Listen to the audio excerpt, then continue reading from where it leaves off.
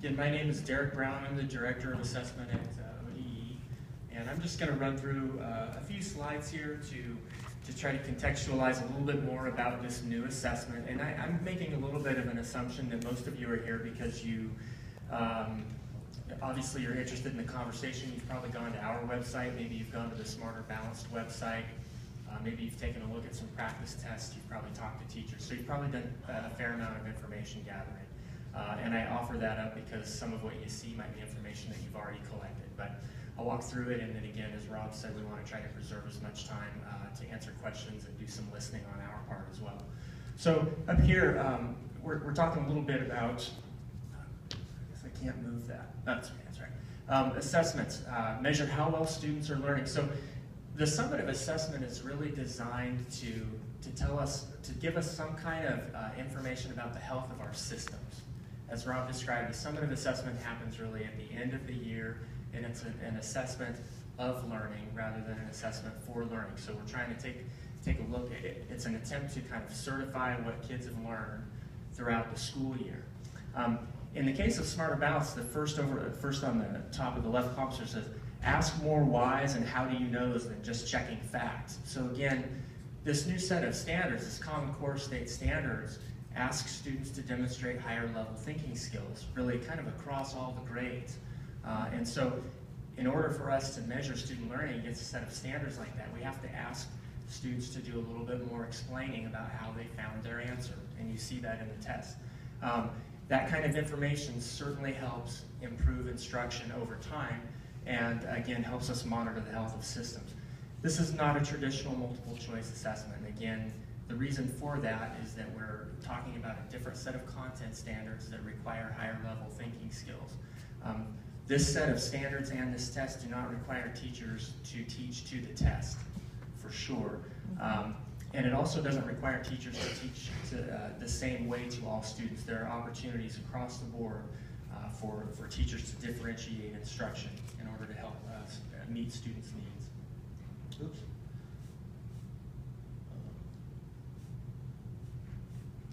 Okay, so why do we need assessments? Rob alluded to a little bit of this, and I'll just talk through it a little bit more. The top piece there, assessments tell us something about whether or not students are on a trajectory to graduate, and by graduate, we mean that they're ready for their next steps, whether that be moving into college or into the workforce. They help us identify areas where we can focus attention and resources, and again, that piece for me gets back to the systems health component. We're talking about trying to gather information that tells us how things are going in a school or in a district or statewide, as Rob alluded to. That kind of information is really interesting to a lot of people, whether it be legislators, whether it be researchers, whether it be state agency staff. Certainly your district leaders are very interested in that because it informs how we allocate resources. Without assessments, we would not be able to identify where we stand in comparison to other states, and then of course we can talk about that at different levels as well. You know, if you're doing really, really poorly in a certain area, it's great to be able to go out and look at other information, find out who's doing that better than we are, so that we might be able to ask them some questions and learn a little bit from them about perhaps it's curriculum decisions they're making, or instructional decisions they're making, or scheduling decisions, or any other number of things. Assessments give us important information to be able to compare so that we can improve moving forward. So this is just a little bit of a timeline to, again, kind of contextualize where we are in this process. You can see over on the far left, October 2010, the State Board adopted the Common Core State Standards, and that's the moment in time where we have to start figuring out, okay, these are very different academic standards, so we're going to need a different kind of measurement tool to learn as much as we can about how well students are learning. So that process really starts back in October of 2010. The State Board formally adopted Smarter Balanced as our next state test for English language arts and math in May of 2013.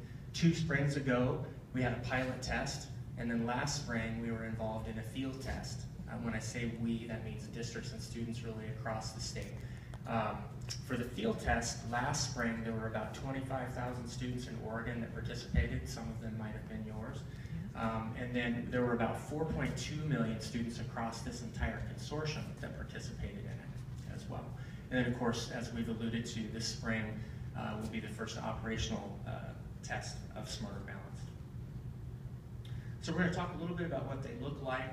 Again, I assume that probably at least some of you have taken a look at this, gone to the website, done some digging around. This first slide, which is a little busy, I apologize, but it's meant to kind of show you when we say the Oregon statewide assessment system, this is kind of what we mean. In the column on the left, 2013-14, so that's last year and prior to, we have what we used to call the OAKS reading and writing and math tests. Then we have science and social science assessments. We have an extended assessment, and that's intended designed for students that have severe cognitive issues, English language proficiency assessment, and then a kindergarten assessment. Over on the right, we have 2014-15, that's this year. Moving forward, we're replacing our OAKS reading and writing assessment with the Smarter Balanced English Language Arts assessment, and then of course Smarter Balanced Math replaces OAKS Math. And the rest of those effectively stay in place. We do have a new English language proficiency assessment that'll be coming on board next year, and a few other things. There'll be a new science assessment in a few years as well. So when we say the Oregon statewide assessment system, that's really what we mean by that. Now, every district in the state of Oregon has other tests that they utilize for other purposes as well. And Rob mentioned the formative and the interim legs of the stool. So, if you were to, talk to the folks here in Gladstone, for example, or go up and talk to folks in Portland or out of Beaverton, you'd find out that across the district, across schools, and even from one room to the next, there are a variety of other assessments that are used for a variety of other purposes to gather information about student learning. These are the assessments that we would refer to represent the statewide assessment system. So there are a few things that are different about this test. Again, we talked about the fact that the Common Core standards require really higher level thinking skills. And so this test is designed to get at that a little bit. So a few of the differences are format, test questions. Not a standard multiple choice test, as I'm sure you all know. This one will have some what we call short answer or constructed response questions, and then some longer kinds of test questions or responses that we call performance tasks. And it'll also have some multiple choice questions as well. So it's really got kind of a mix of different kinds of test questions. Any of those kind of short answer and long answer kinds of questions require hand scoring. By hand scoring, we mean human beings sitting down and using a scoring rubric and evaluating that student work after they've received adequate amount of training and then have proved that they can use that tool to accurately score student work. So it'll take a little bit longer for us to get results back for that reason. And again, these tests are in line with the Common Core, higher level thinking skills, and they're going to undoubtedly give us a more realistic picture of how kids are doing when we talk about that trajectory toward college and career readiness, being ready at the end of high school for their next steps, whatever those might be. So a couple of examples for you if you happen to be a person that hasn't gone out and taken a look at the practice test. This first one is a 5th grade Smarter Balanced ELA practice test item. I won't read it line for line, but it's about hermit crabs. Hermit crabs are nature's recyclers. Like many other crabs, the hermit crab eats waste. By living on sea scraps, hermit crabs help keep oceans and shores clean. Some hermit crabs hide in reefs or live in shallow waters, while others scuttle on the ocean floor. There are also hermit crabs that spend most of their lives ashore. So a student would read that kind of stimuli, if you will, and then they're going to get an opportunity to answer a couple of short questions here. The first one, I won't do the second one. What conclusion can be drawn about the author's point of view about litter? Support your answer with details from the text. I'll tell you on this one, we just took a snippet of the passage that a student would read, so that's actually not the entire stimuli. But you can tell just by the way that question is worded, what conclusion can be drawn? Support your answer with details from the text. So students, again, how do you know? Can you please explain where your thinking is coming from as you answer that question? And a student would probably have 3 or 4 short responses based on a passage like that. This one is a grade 8 math item test question. Use the connect line tool to draw the image of the figure after following the following 2 transformations. One is a reflection over the x-axis, and then the second one is a horizontal translation 7 units to the left. So a student's going to have a chance to take a look at that, and then they'll use a tool.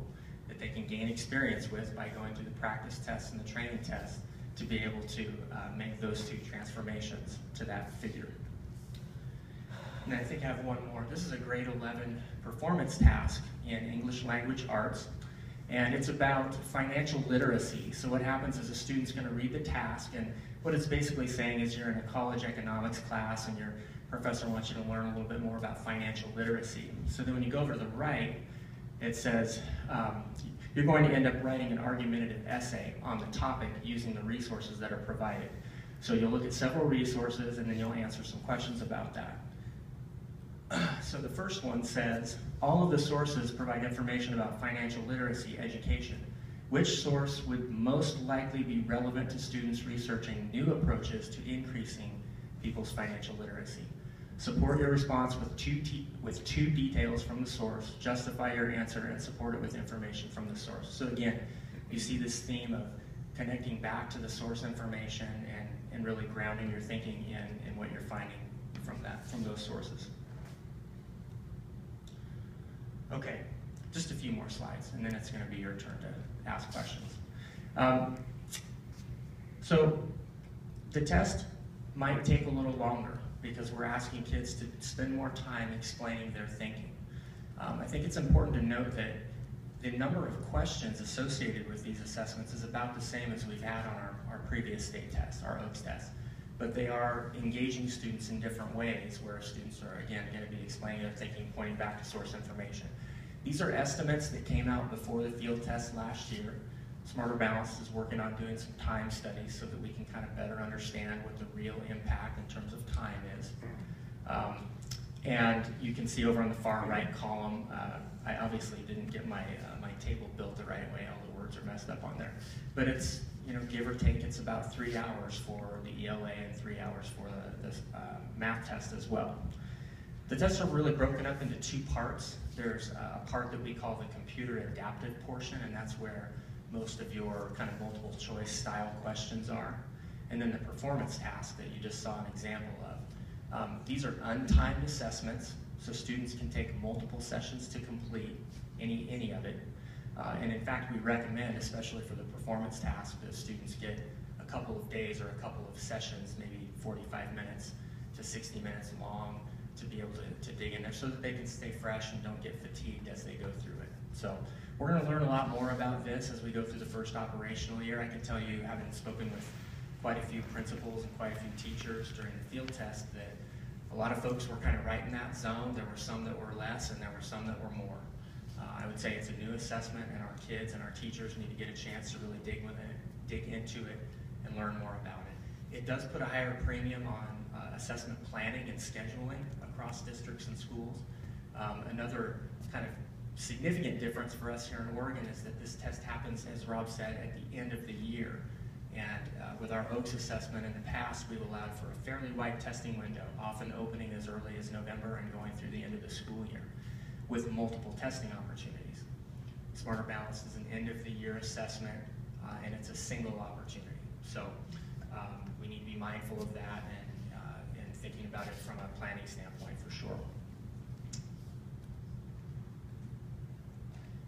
There are some, just like our former state test, just like the OAKS test, there are a set of accessibility supports that come along with this that are available to students to help them, to help ensure that they can access the test and do their very best. Give us the most accurate picture of what they know and can do. We call those the accessibility guidelines, and there really are 3 different levels of accessibility guidelines, not to get too technical, but the universal tools are available to all students, and those are things like the highlighters and the scratch pads, notepads, and there's a fairly long list of others as well that fall under that category of universal tools. Then there are designated supports, and those would be things like a glossary, scribe, translations, things like that. For universal tools and designated supports, students don't have to be on an IEP or a 504 plan, meaning they don't necessarily have to be special education students to qualify for those kinds of supports. Those are really effectively available for any student. And then the last category, you see there's accommodations, and that's going to be supports like Braille, closed captioning, and others as well. accommodations are for students that are in that special education kind of environment. So they're on an IEP, they're receiving instruction with a support like that. So the assessment needs to reflect that by providing the same support, so students have a similar experience when they're taking the test. Just a couple slides to go, I promise. I want to talk just a little bit about what this means in terms of graduation. Some of you might have kids that are in high school right now, and you're curious about what does this mean on that trajectory of graduation. We have a set of essential skills: reading, writing, and mathematics. There's actually a longer list of essential skills, but reading, writing, and math are the first three that we've been able to successfully implement. We go through a process to identify sources of evidence that students can use to meet the essential skills. One of those sources of evidence is the state test. So we're obviously moving from Oaks to Smarter Balanced. We have to figure out, what is the right level of achievement on Smarter Balanced that a student would demonstrate their ability to read, write, or apply mathematics skills. And we're going through that process. So state tests. There are other assessments like ACT, SAT, Word Keys, and quite a few others, AP, IB, a long list of other standardized tests. All of those assessments remain in place as sources of essential skills proficiency through this transition. And then finally, the work samples is the last bullet in that category. And those are locally developed, locally administered, and locally scored performance assessments that, again, will remain intact through this transition. So the point of all of that is, in Oregon, we have a pretty wide set of policies around how students can demonstrate certain knowledge and skills in order to earn their diploma. And that's intended to provide flexibility to students and flexibility to school districts. All of those policies stay in place as we go through this transition. We do have to figure out a way, and we have a plan to do this, to figure out what is the same level, what is the equivalent level of achievement on Smarter that we've required in the past on the Oaks assessments. So I want to say that again, and I'm going to do it a little differently to make sure everybody follows along here. We're going to find a different level, we're going to find an equivalent level of achievement on Smarter Balanced. We're not raising the level of achievement on Smarter Balanced.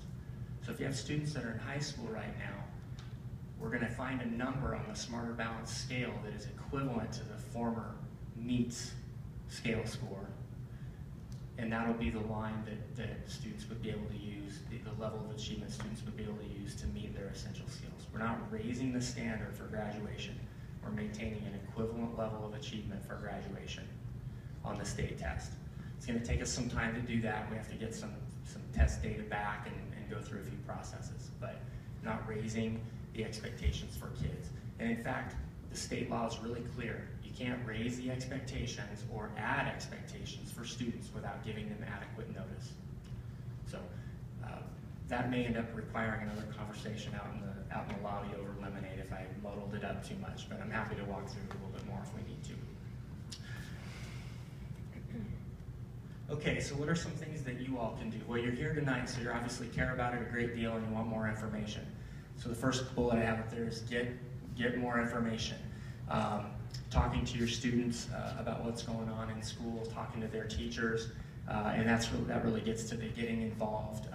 I really can't say enough about the importance of at least trying out the practice test a little bit. And I've had some parents come back to me and say, well, are you saying that we need to sit at home and just sit around testing all the time? No, that's not what that means. It means if you're interested in gaining a little orientation to what this test looks like and feels like, you can check out the practice tests that are available to everybody, and you can start to gain that experience, and your sons and daughters can do the same thing. I highly recommend it for parents. We've recommended it for teachers, for administrators, our staff, and certainly students to get involved that way.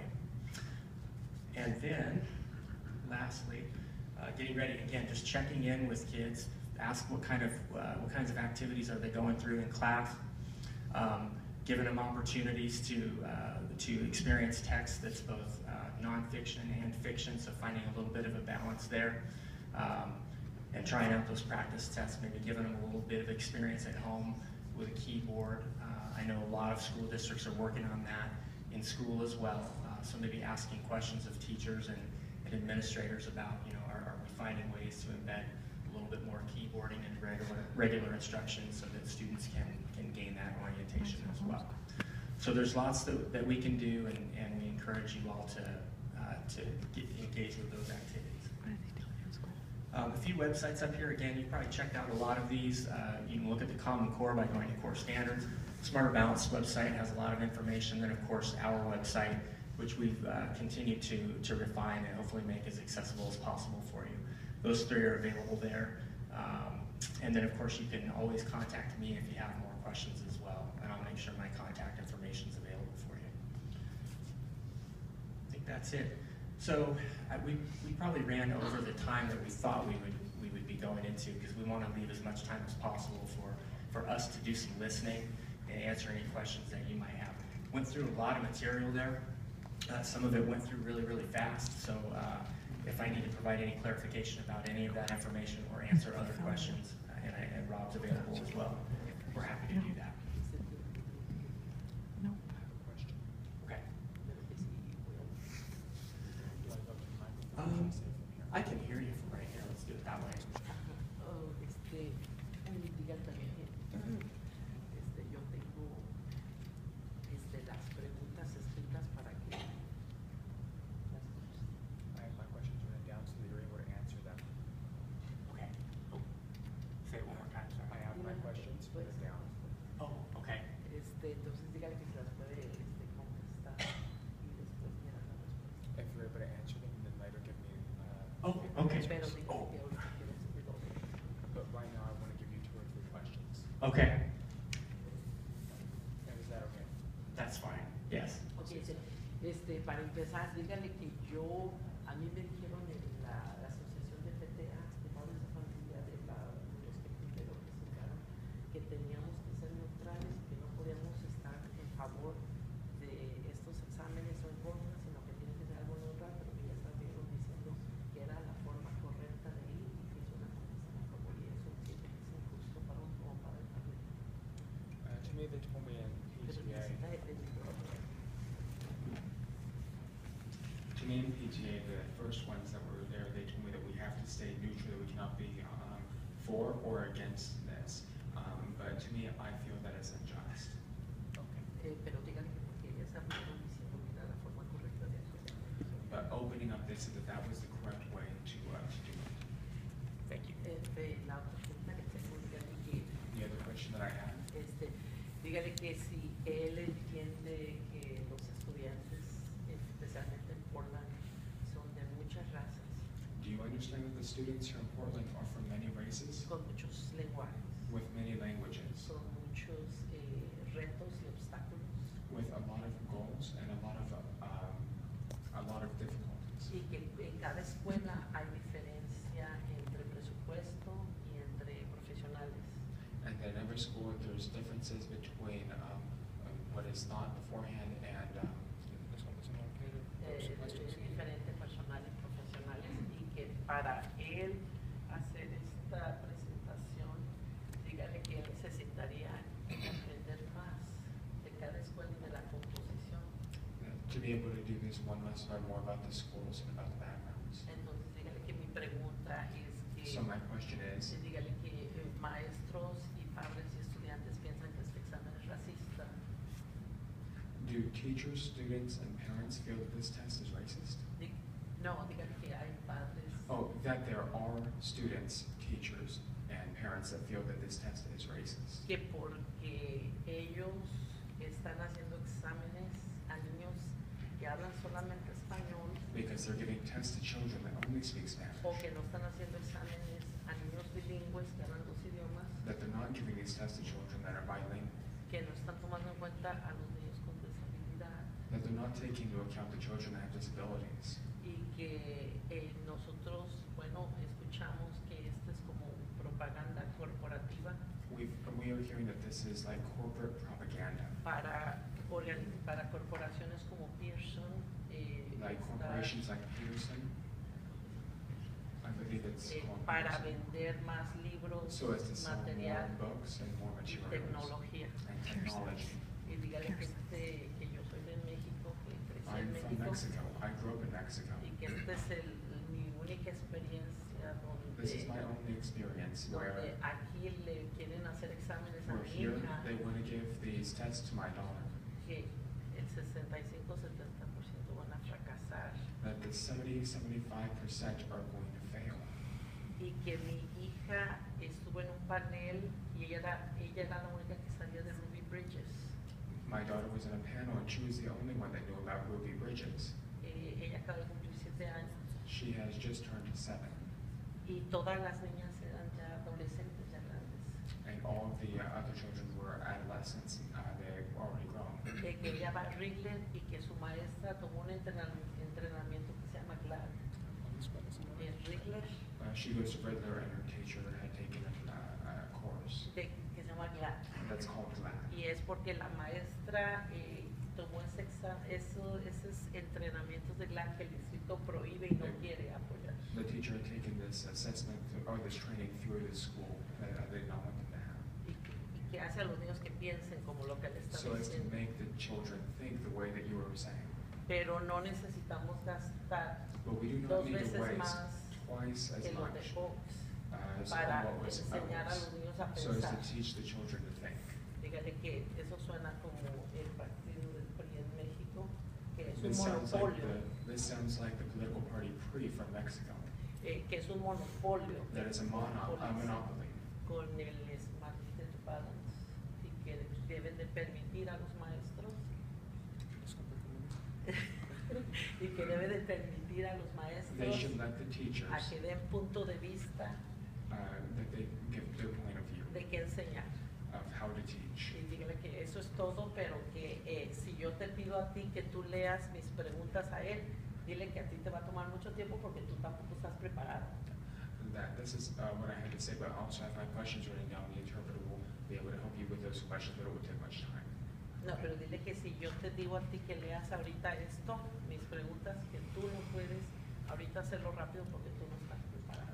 That ¿Que lo sé ahorita o Sí, díselo ahorita. ahorita mismo? Sí. if the interpreter will be able to read the list of questions, but that it will take a little bit of time since the interpreter has not been prepared beforehand. Okay. Para leer eso.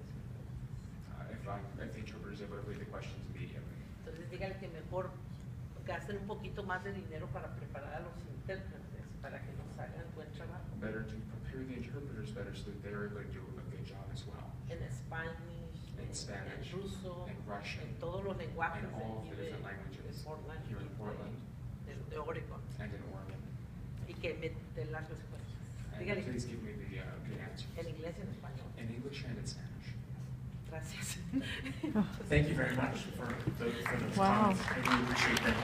And if you would be kind enough to stick around so that I can get some contact information from you, I will take this back. Dígale que aquí en la carta está mi nombre y la escuela. Here in the letter is my name and the school.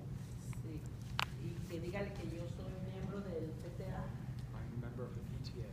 Okay. pero dígale que a nosotros nos dijeron que no podamos estar en favor o en contra, como en ese parece que sí están a favor. That they told us that we are not able to be in favor or against this. Oh, okay. Pero que por cualquier cosa dígale que yo traje, pero dígale que yo traje hojas para dar a todos los padres de familia aquí, para que opten a sus hijos y los saquen si ellos quieren. I brought information for all of the parents so that they're able to opt for or against. Okay. Para que solamente educación, dígale, es Just for educación, education. pero si Sure. quieren optar, optar. If they want to opt out. Right. Thank you again, and I'm just going to ask one more time if you'd be kind enough just to stick around for maybe 2 minutes after we finish. I do have your contact information here, but I want to make sure that I have it correctly, and then we'll follow up with Sí, it. dígale que ellas también me conocen porque yo estuve con ellas en la So no, because conferencia. I was with them in the conference. Okay. Sí, buena conferencia el año pasado. It was a good conference last year. Okay. Thank you very much. I appreciate that. I'm just going to walk over here and do it this way. I have a question. I have a high school student, and my son met as a sophomore the essential skills with the PSAT, which was a 3.5-hour test. Why? Can you give me any good reason why I would subject him to a 7.5, 8-hour test as a junior? Sure. Yes. Yep. Great question, and I'm going to try to answer it 2 different ways. So the first piece of information that's important to keep in mind here is there's a difference between the individual accountability component component, and when I say individual accountability, I mean students and diplomas. And then we also have the systems accountability piece, and that's where we're trying to collect information so that we can monitor the health of our systems and understand how well students are learning. So on one hand, from an individual accountability standpoint and the diploma conversation, did you say it was your son? Yeah. Yeah. So your son has met the requirement for the essential skill of all of the essential skills, or probably just reading or math, one of those two. So your son has done that and wouldn't have to collect. The school doesn't have to collect more evidence about that piece. Now, we have a different set of standards in place. So in order for us, so we have the Common Core standards now versus our old Oregon standards. And I don't know exactly which school district you go to or what point or moment in time that school and district transitioned from the old standards to the new. But in order for us to better understand how students are learning relative to the Common Core standards, we need an assessment that's aligned to the Common Core. I'll tell you that the PSAT's not aligned to the Common Core. So while your son has met the essential skills requirement, and that's going to hold until he gets to be a senior and then graduates. And so your son's going to earn his diploma and has met his essential skills. But it doesn't really give us very good information, or as good, the highest quality information we can get about how the system is doing relative to the Common Core standards, and that's what Smarter Balance does for us. So you want, my son's already met essential skills, he's made his graduation requirements, but you want more data from him? And I kind of look at it like 7.5, 8 hours of instruction that I would rather he have in his school day. So I'm just trying to figure out why, as a parent, I would want to do that to my kid. I would rather him have that extra 7.5, 8 hours in a classroom with his teachers, giving him really neat hands-on things to prepare him rather than sitting at a computer. Right. So Yeah. I'm just kind of curious what, Yeah. you know. Well, so I'm gonna answer it kind of the same way again. The Smarter Balanced Assessment is aligned to our new academic content standards, the Common Core standards. They require higher level thinking skills. They're pretty different than what we've had before. The preliminary SAT is, there's a policy in place that allows students to be able to use that test to meet their essential skills requirement for reading and math. It's not in place for writing because there isn't a direct writing component to the PSAT. And so that's kind of old policy. The essential skills came on board in 2007, 2008. We had our old academic standards in place and so on. So our old tests were in place. So as we make this transition to new standards and to a new assessment, we don't want to penalize kids. We don't want the policy to be, well, met on the PSAT, but that doesn't count anymore. Have to meet now on the new assessment. We don't want a policy like that. So your son's in 10th grade, met the requirement on the PSAT, and that's going to hold for graduation purposes. But it doesn't really give us the highest quality information for us to be able to understand how well students are learning against the new set of standards. I understand your perspective there, your point of view that that's more testing. I would also offer on the testing piece, because I do get into the conversation about instructional time quite a bit. I mentioned earlier, we're going from a test window that opened in some years as early as October. So Rob made the comment earlier, the summative assessment is meant to be, it's really designed to be an end-of-year assessment. The breadth of instruction has been delivered, and now we're gonna learn something about the effectiveness of our system at that point. How well have students learned at the end of the year? Well, our old test opened very early in the year, so in some cases students took the OATS assessment, at least once and probably 2 or 3 times along the way. And those testing times have added up quite a bit. So you see that table I've got up there, and it shows 3 hours for an ELA assessment, 3 hours for a math assessment. In some cases, kids were taking as much as 3 hours of OATS assessments in those content areas as well, depending on where they were. It's possible. We've done some time studies, we've taken a look at it.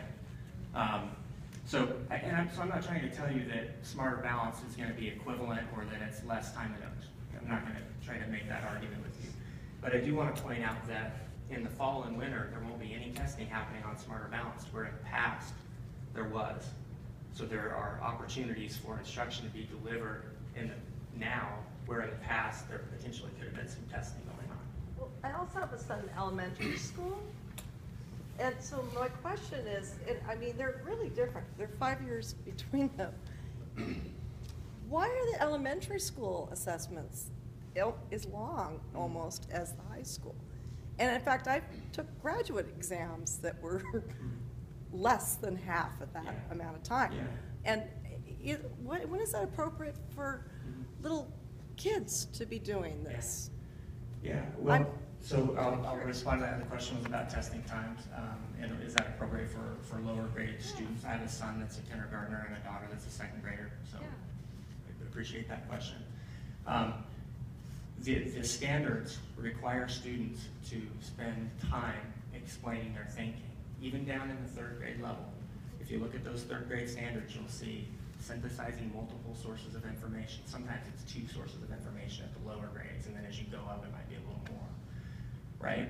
So the measurement has to be aligned to that somehow so that we can learn, we can get the highest quality information about how students are learning against that. And you can't do that with a multiple choice kind of assessment. We can't learn about a student's ability to synthesize information and explain it by asking them a multiple choice question. You have to have a different kind of question to give students an opportunity to demonstrate their ability to synthesize a couple sources of information and answer. So the other thing I'd say about that is those are estimates. So I've talked to a lot of districts that have said we were a little lower than that testing time during the field test.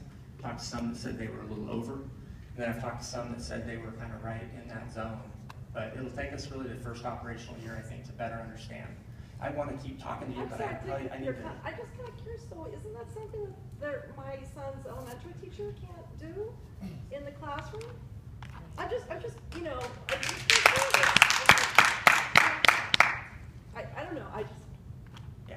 If you're willing to stick around afterward, I'm happy to keep chatting with you about it. And I see a lot of hands all over the place. So the ice is broken. Here we go. Yes, ma'am. Just a clarification question. So once 66% of the school year has gone by, then Smarter Balance is an eligible thing to do. So within that last 12 weeks of the school year, there's a 10-day window that starts once the performance task has been introduced by the teacher. So my question, and maybe you can help me with this, those kids that happen to be gone within that 10-day window, and it's 10 calendar days, so I'm in a district that works 4 days a week. So if we have a student who is gone during that initial performance task information, so the window, the time starts, and now you got your 10 days to get your kids in there. What if a kid is gone and isn't able, I mean, they can go in as many times as they want within that 10-day window. Sure. But how do we address the issue with help those kids that are gone? And then the other thing, the kids are used to seeing the results from Oaks instantly. Right. So the computer adapted testing, I know maybe that will provide some kind of score. But when can we expect to have those scores for the kids? And then if you're a 3rd through 8th and 11th grade teacher, you have to use a category 1 test, which is Smarter Balance. And we won't know those results. So in order to maintain the ESA waiver with teachers needing to do their teacher evaluations, we can't finish our summative evals if we don't know what the scores are until probably summer. Is that what is anticipated? Yeah. How do we help those students that are gone? 2, when can we expect the results? And 3, should we be moving our summative evaluations for teachers to the following year? Yes. Okay. If I don't get any of it, just remind me, and I'll come back to it. The first part, how do we handle? How can we deal with students that maybe absent because they only get one shot at this. Yeah. Right. So the 10-day piece, just maybe to provide some context for folks, the performance task component of this is intended to be completed within 10 days. There's a 10-day pause rule. Students can actually take longer than the 10 days to complete it, but there's a if the test is paused for 10 days, then the student can't get back into it. So if a student were to start it, let's just do a little example. If a student were to start it and maybe do the first session, and a couple days later they're scheduled, but then they get sick and it's significant, so they're in the hospital. So you would just go to the ESD partner and let them know you had a circumstance like that, and they would work with us, and we'd either do a reset or something like that. Those kind of situations, again, we're not going to penalize students for those kinds of activities. let's see, the second one was, remind me. Scores. Oh yes, scores. So the first round of results will be available. We'll put them through our normal database system where districts can get a hold of them on May 15th. We need to get the first couple of rounds of data in, and we have to go through some QC procedures. This is new for us too, so we have to go through some processes to make sure the data is right. But our accountability reporting team is planning on posting the first, whatever results are available on May 15th, and then on a nightly basis, those will roll over to districts. Now, we're anticipating it's going to take about 4 to 6 weeks. So from the moment, and that's from the moment that a student completes the entire test, not just the CAT or just the performance task component. We need all of that together, and then it takes about 4 to 6 weeks. The third part on educator effectiveness, we do have a waiver from the federal government so that you don't have to, teachers do not have to use Smarter Balanced assessment results this year for educator effectiveness. The bigger picture on that moving forward will have to do with our next round of waivers that we go through with the federal government. So I can't answer very specifically about what that part's going to look like, but we understand that teachers, I'm a former teacher, I get it, teachers are really sensitive about this, it's a big change. So we have the waiver from the federal government for the first year. Yeah. Yes. Okay, so I have a kindergartner who's in his second year of kindergarten, and then I have one that's going to kindergarten next year. And I saw the kindergarten assessment on there. Have they already incorporated that into the schools, or is that something that they're starting next year? No, this actually, the question was about the kindergarten assessment. This last fall was our second year of administering the kindergarten assessment. That happens really right at the very front end of the school year. And that's kind of different than when Rob described, these other assessments happen sort of toward the end to try to give us a picture of how well students learned across the school year. The kindergarten assessment is kind of the other end of the spectrum. It's meant to try to give teachers a better understanding of where are our kindergartners as they're entering the school year, so that we can make some decisions about the right programs and instructional strategies for those kids. So it happens at the front end of the year. So then, since my kindergartner is going into first grade next year, is he going to have another assessment at the end of this year to kind of see where he's at in first grade? It would. That's a great question. It wouldn't be. I would say talk to your teacher in your school about that. I'm sure they probably have something. I know because I have a kindergartner and a second grader, and they got tested kind of throughout, and especially at the end of that. Those earlier grades, you see some testing happening at the end of the year because they're trying to make decisions about what class, how do we matriculate kids through, and what services do they need. Common Core that they're working with. Yeah. So it is Yes, yeah. But there isn't a post-kindergarten assessment that the state is responsible for delivering, so that would be really a question for your school, I think. Yeah. Yes, ma'am. It sounds like we're just assuming that the Common Core is better standards, and I'm not sure what the evidence of that is. I'm wondering when I hear you saying that these tests are going to be hand scored, and I know that just a couple years ago, we didn't have enough money for fourth grade writing tests to be hand scored by teachers in the state.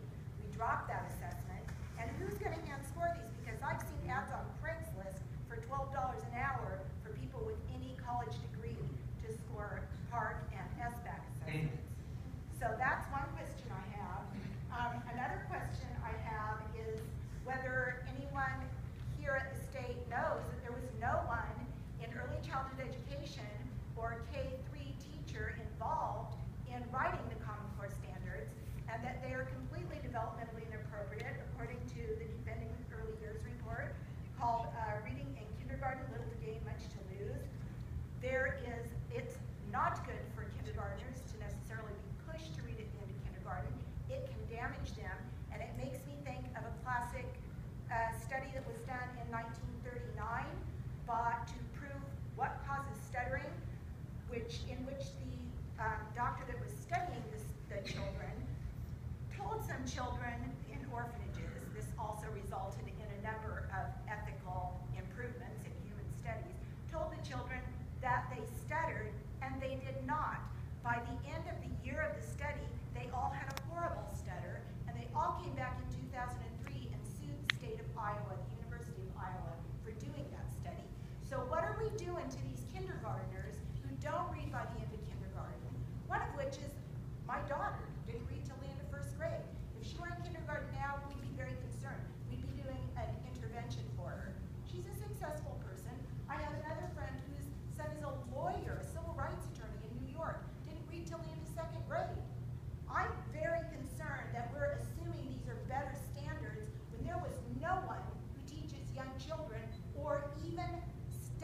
young children involved in creating the standards. So what do you say about that? Yeah, more specifically, can you direct us to any sort of evidence-based studies that actually show that these standards are better than what's in the past? I mean, there's a big push towards college and career ready. I don't need my second grader or first grader or third grader to be college or career ready. I need them to love to learn, love to read, love to learn how to work. So I mean, there's such a push towards this test that I don't, maybe you can speak a little bit towards the, sorry to hijack your question, but No, I just want to kind of follow I that. am just jumping out of my seat with this. Is that, the test prep, you said that teachers, they don't need to teach to the test, but I find it hard. I mean, I have no background in education, but I know when my pay is tied to something, I'm going to focus on that. And I'd like to see you pull up the actual performance task for third grade and show people that. I have a grandson in third grade. I have 2 grown daughters. Both of whom, by the way, were talented and gifted in reading. None of those children could have done that third grade performance task. I've seen it. It is ridiculous what they would expect a third grader to do in one sitting. You're going to have kids crying. You're going to have kids throwing up. We had kids in 5th grade down the hall at my school that did the pilot test, and we had 3 kids go home after the first day with headaches and stomach aches. And that's just the pilot. It's huge. Yeah, and I mean, I'll just to jump in, I'm just a parent. I don't have any background in education. Well, I don't know. Sometimes I don't. Most oftentimes I don't. But I do have a concern as a parent have my children be subjected to this. Again, from what I've read, because I have a degree in engineering, I can learn to critically think and not just absorb everything that's told to me. I've done a lot of reading on this, both sides, to try to gain as much information. When I see a lot of teachers retiring with the specific reasons being the Common Core curriculum and the testing, the drive towards testing, great principals, teachers of the year, principals of the year retiring, that gives me pause and concern. So just as a parent speaking, I'll just leave that out there. But that goes to kind of what you were saying with the drive towards the testing, the developing of